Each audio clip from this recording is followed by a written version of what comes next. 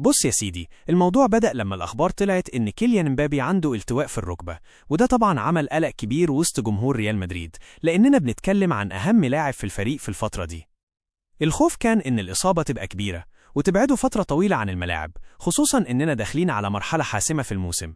امبابي حاليا موجود في باريس وبيشتغل بقوة مع الطاقم الطبي بعد ما عمل الفحوصات اللازمة عشان يتأكدوا من التشخيص.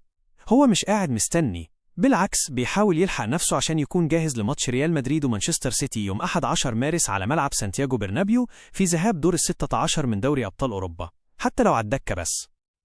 اللي طمن الناس بقى كان كلام دكتور أسباني معروف اسمه بيدرو لويس ريبول، وده واحد عنده خبرة كبيرة جدا مع ريال مدريد، لدرجة إن عيادته عملت جراحات ل11 لاعب من النادي قبل كده.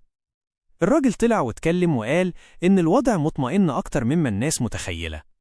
هو شرح إن النوع ده من الإصابات الأدبيات الطبية بتنصح فيه بالعلاج التحفظي، يعني من غير جراحة.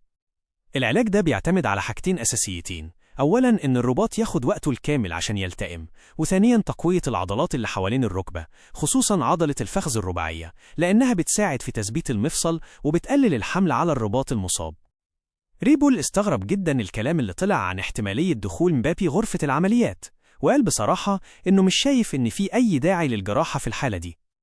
كمان رد على الناس اللي خايفة من فكرة إنه يلعب قبل ما الإصابة تلتئم 100%، وقال إن مبابي عنده عضلات قوية جداً في رجله، وده بيوفر حماية كبيرة للمفصل وبيقلل المخاطر. الخلاصة إن الإصابة مش خطيرة زي ما تصور في الأول، وفي ثقة كبيرة إنه يرجع الملاعب قريب.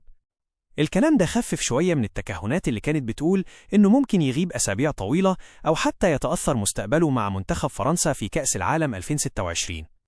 دلوقتي الكرة في ملعب التأهيل والزمن، وكل الأنظار على يوم 11 مارس نشوف هيكون جاهز قد إيه.